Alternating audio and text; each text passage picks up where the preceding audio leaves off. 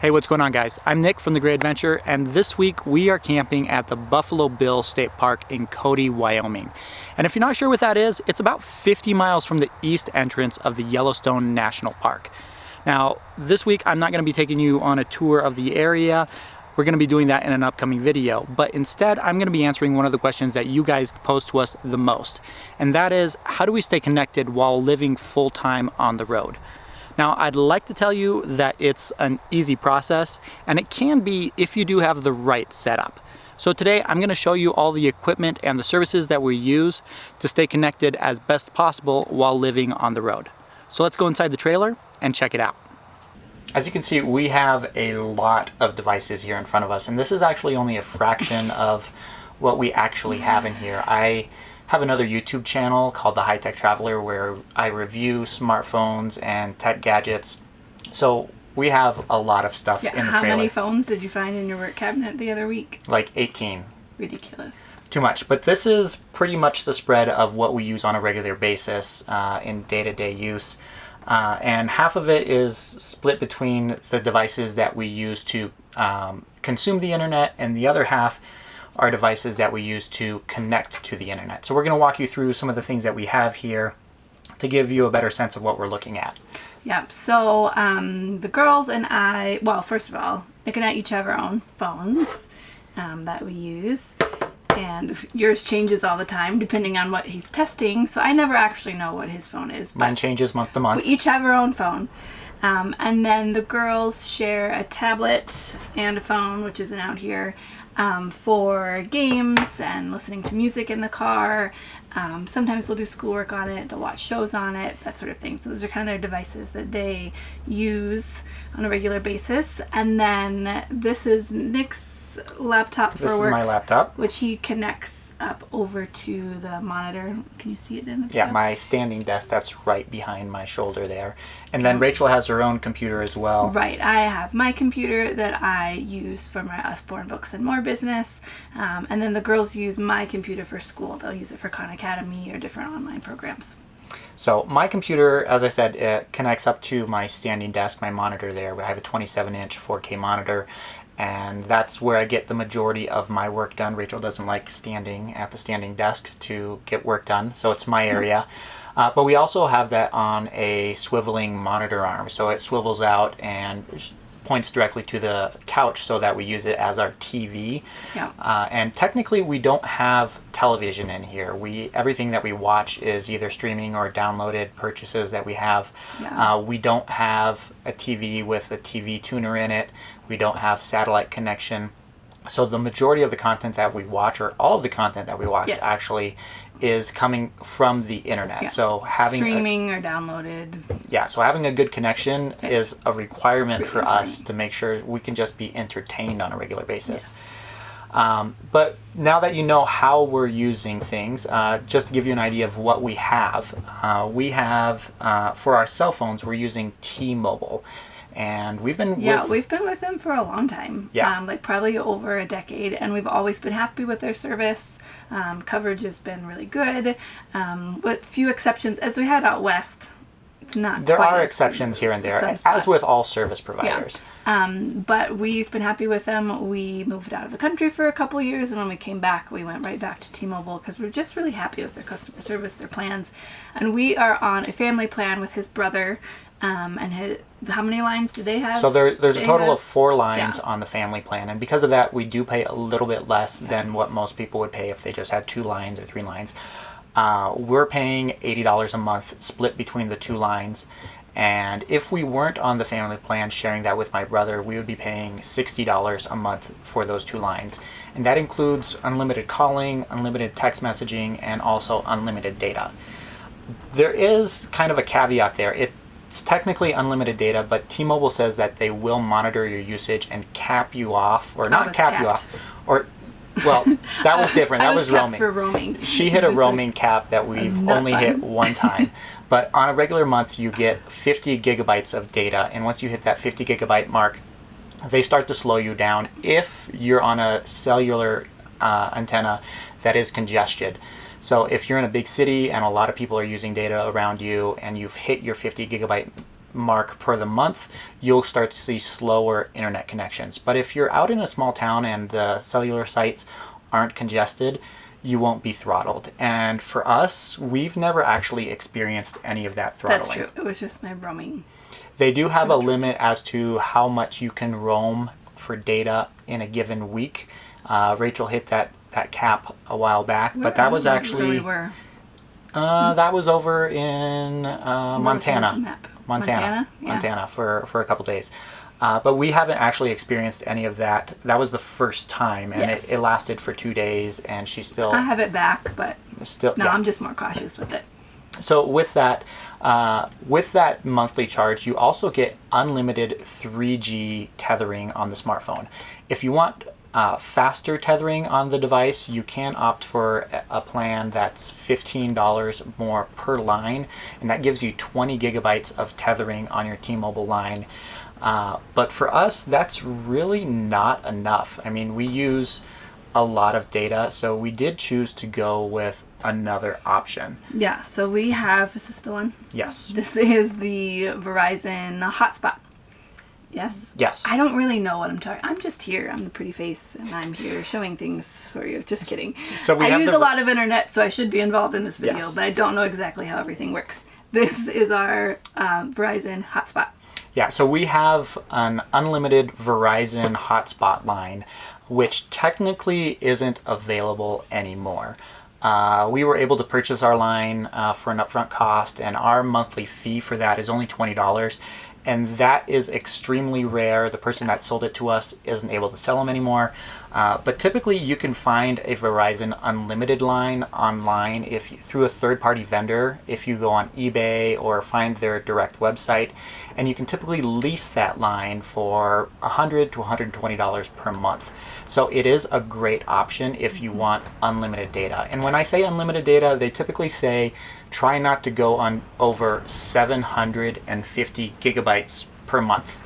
I don't know who would be using that much data. We use our internet connections for everything that we do, and on the average month, we're probably pushing about 400 gigabytes per month, and maybe only 250 gigabytes of that is going over the Verizon hotspot line. The rest is split on our cell phones. But because that has a SIM card that you can take out of it, we also use that inside a phone that's compatible with Verizon as well. Whenever we're outside of the RV going around, just in case our T-Mobile lines don't have a connection. Yep, and we needed that when we blew out a tire once in the middle of nowhere, Missouri. Only our Verizon, only our Verizon line had connection, so we could make a phone call with that, really send helpful. text messages. We went into Yellowstone this week, and our T-Mobile lines had no reception whatsoever. The Verizon line in and out had connection. Had a few spots. Helped us with GPS navigation, things like that. So having that secondary line and being able to throw it in your phone rather than sticking it into a hotspot device is very helpful. So that's how we connect with our cellular connections. But when we go to campgrounds, there is always, or usually, the option to connect with Wi-Fi. Yes. The downside to that is you have no control over where your RV is parked and how far away you are from the Wi-Fi network. Or how good the network is. A lot of campgrounds, their Wi-Fi networks just aren't that great, or the park is very crowded, and so it's bogged down. Is that a thing? Congested. Too many people connecting? Congested, yeah. So the Wi-Fi, or you have to pay for it. There's sometimes a daily fee, around like $7-8 a day, something like that. We found at a couple of places. But that's where this gadget right here comes into play. This is a Wi-Fi extender. This one here is the Camp Pro, and it is from the Alpha Network. There's another one that a lot of people recommend also. It is called the Wi-Fi Ranger. This one will set you back about $150. The Wi-Fi Ranger starts at $150-ish and then goes up to about $400 depending on what you want. We found that this works really well. I mean, typically you're not going to be more than a quarter mile away from the Wi-Fi router. Typically you're a couple hundred feet, but having this is really good. It has an external antenna that we've mounted to the outside of the RV, and that picks up the Wi-Fi signal from the campground and then amplifies it, connects it to this, which is the internal router, and then rebroadcast it as our own network. So we can put our own password on here and surf off of the campground's Wi-Fi, but under a secure area for us. The downside, as Rachel mentioned, is campground Wi-Fi. It's spotty, it's hard. It's yeah, not that good. I mean, the only times that it is good is when they tell you, we've just upgraded to a new fiber system and we put in 17 routers throughout the campground. And we've run into that a couple times. We've had some good connections a couple places. Yeah. But the downside is to the campgrounds that have upgraded the Wi-Fi system, they are charging you a daily fee. Yeah. The smallest, the cheapest we've seen is about $4 per day. They do have daily rates, weekly rates, monthly rates, depending on how long you're staying. So if you don't have a Verizon hotspot device or tethering through your other cell phone connection, it's probably the only option you can go with. But honestly, we tend to not even set up the Wi-Fi extender, the range extender, because we get a better connection over our hotspot devices. And then the last piece of the puzzle is trying to make our cellular connections better. This one? Yes. Well, that one and this one. So this here is the weBoost 4GX RV, and there's 3 components to it, and what you're seeing here are 2 of them. On the outside of the RV, next to our Wi-Fi extender antenna, is the weBoost antenna as well. So that picks up the cellular connection, 4G and 3G networks from the outside, brings them in with a cable to the amplifier, and this can amplify the signal up to 32 times. And then another connection over to this, and this is the internal antenna, and then this rebroadcasts the cellular signal so that we can use it on the inside of the RV. And one of the reasons this is actually really helpful is that our RV and most RVs are clad in aluminum, or they have an aluminum frame, which likes to reject Wi-Fi and 3G and 4G signals. So you can take your phone right outside the door and you'll have 4 bars of reception. Bring it inside and you have 2, maybe 1. So having that antenna on the outside is extremely helpful. The downside to the weBoost, though, is that this internal antenna only has about a 12-inch radius. And the reason for this is that if the radius for the reception on the inside antenna is too strong, it creates a signal loop with the outside antenna, and then they just create a loop and you lose all connection possible. So you usually keep the hotspot right next to this thingy? What's this? Antenna. The antenna. We have a 3M hook on it, and it's mounted right next to where this sits over in his desk. So it's close by all the time. And so with the antenna on the inside and the tethered hotspot gives us the best connection possible. Typically, it boosts our download speeds by 200 to 300% and upload speeds from 300 to 500%, depending on where you are, of course. So right now, we are right outside Cody, Wyoming, 15 miles, and our T-Mobile devices don't have a good connection. With Verizon, outside of the RV, we have 4 bars of reception. Inside, we have 2, but with the weBoost, we can get it back up to 4 bars of reception, and if the hotspot is next to the weBoost antenna, we get about 20 to 25 megabytes download and 6 to 7 upload speeds. If it's away from the antenna, we get 16 megabyte downloads and maybe 1 megabyte of upload speeds. And for us, well, especially me, we're doing these videos that you're watching here. We have our vlogs on our channel, and also I have another YouTube channel. And my video files that I upload are between 1 and 3 gigabytes in size.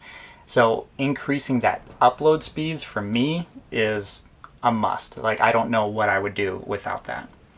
Of course, everyone's internet needs are completely different, but if you are looking for something basic, I highly recommend going with T-Mobile. Their lines are cheap and coverage is really good. But if you need something a little bit more robust with more data, I recommend going for Verizon's unlimited lines if you can still find them. Typically, the best way to look for them is going on eBay to look for Verizon unlimited lines that you can lease.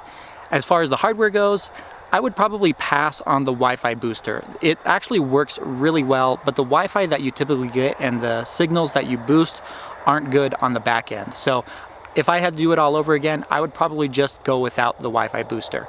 But the weBoost is probably the best investment that you'll make if you want to stay connected while living full-time on the road. The $500 price point is a little bit steep, but it's well worth the money, especially if you're planning on camping in the middle of nowhere. If you found this video helpful, please give it a thumbs up, and if you do have any questions, please drop them in the comments below. I'll make sure I answer each and every one of them. If you haven't subscribed yet to our channel, I hope you do. We release new videos like this and also travel vlogs on a weekly basis. So make sure you subscribe if you want to see those as well. Thank you guys so much for watching, and we hope to see you on the road.